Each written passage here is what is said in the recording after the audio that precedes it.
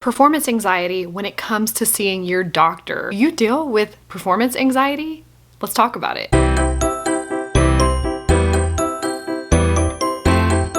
Hey guys, welcome back to my channel. Just really quick, I wanted to ask you something today. So I'm headed to the doctor tomorrow because I have met this or was recommended this doctor who, she's actually a physician's assistant, that doesn't necessarily look at everything just from gotta throw medicine at it, but she actually tries to look at the whole body. She tries to listen to you, look at your blood work, and talk through options for you. Well, I've been looking for something like that for a couple of years actually, and the way this PA just kind of fell in my lap is crazy. It was during a work meeting, and this girl started telling me about these skin reactions she was having to histamine through stress that was manifesting in her body, and this fantastic PA that she had gone to see. So it's about 40 minutes from my house, but I was like, sign me up because this is what I've been looking for. And even if it's 40 minutes, we can make excuses all day and say, well, that's too far away and that's this and that's it. Listen, I'm worth it. You're worth it. We're worth it. So I'm going to drive the 40 minutes-ish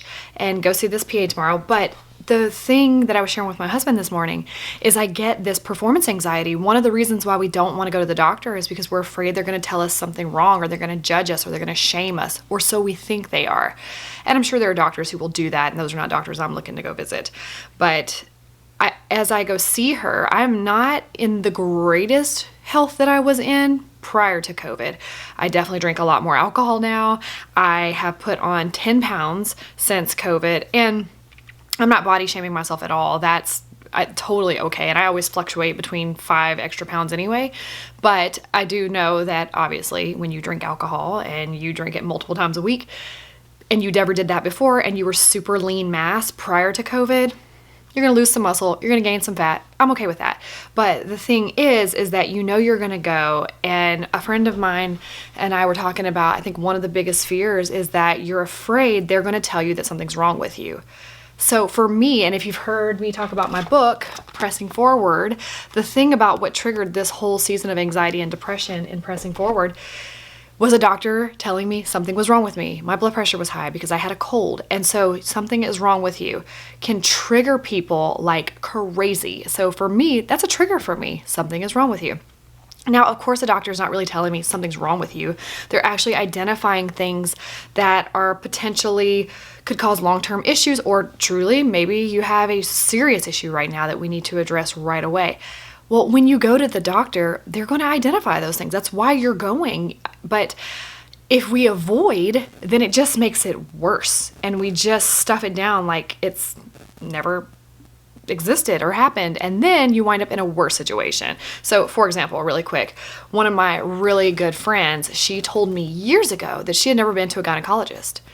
And this morning, my husband and I were doing our morning workout, and I was telling him, listen, you're going to pay the piper one way or the other. So you can either get up, go to work, get your body just kind of worked up in a workout, get your muscles stretched, keep them alive and well, and maintain your body and your health the best way that you can, or you can ignore all these things, ignore your doctor's appointments, and then you can wind up in a situation similar to what happened to my dad. My dad actually, on paper, was very healthy, no issues whatsoever. Even once he got the cancer, when they ran all of his blood work, he was fine. He didn't really look like a healthy person, but according to the paperwork, he was very healthy. But cancer. He had colon cancer. It developed. He never went to his preventative appointments. He never went and got his colonoscopy. And he probably waited about 3-ish years before the cancer got to a place where he was having bowel issues, and then he had to go get help at that point. And so for him to even get 11 months out of that journey is truly miraculous, I think. So it made me think about my friend, and I was like, I wonder if she ever went to the gynecologist. So I texted her, hey, did you ever go to the gynecologist? Because you told me like 3 years ago. And she sends back the little emoji that's like, and then I was like, oh my gosh, this is incredibly intrusive for me. I do not try to reach into people's lives like this, but you've got to go to the doctor.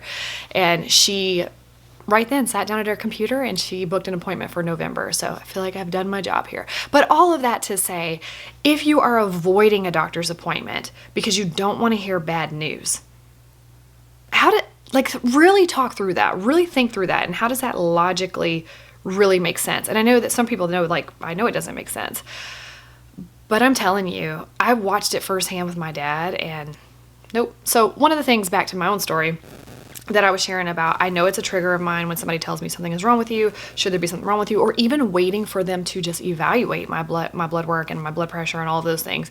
Knowing that you could potentially say something's wrong with me, it just gives me so much anxiety. And so I'm willing and ready to show up tomorrow to push through all of that anxiety and to feel all those feelings and know, even though this makes me feel this way, I'm still gonna go, because the outcome and the knowledge is what is needed. Regardless of the anxiety that sits right here, it's over here is what I need. So I'm gonna push through that anxiety to make sure that I'm doing the best I can to take care of myself.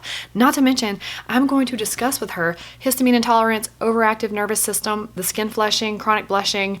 I'm gonna talk with her about all those things, social anxiety, and PTSD manifesting in the body through the red splotches.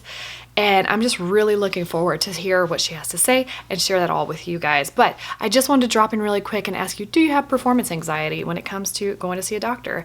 And how do you work through that? What are some things that you do to get through that anxiety block to make sure you get the outcome and the results that you're looking for, or just the knowledge so that you can begin to continue, well, I guess not really begin to continue, you can continue to take care of your health. What do you do? Or do you do avoidance altogether? I know a lot of people who do avoidance. It's almost like a sense of procrastination, where procrastination is not your problem. It's going to the doctor that's the problem, but we procrastinate to relieve the stress. So I'm just curious to hear your thoughts around that. Please leave a comment below and let me know how you deal with being judged at the doctor. And also be sure to like this video if you liked it and subscribe. I'd love for you to join the community so we can continue to have these crazy off the wall conversations. And your feedback is actually really vital for me. It helps me out a lot. So anyway, that's all I got for you today. Until my next video, I'll see you later.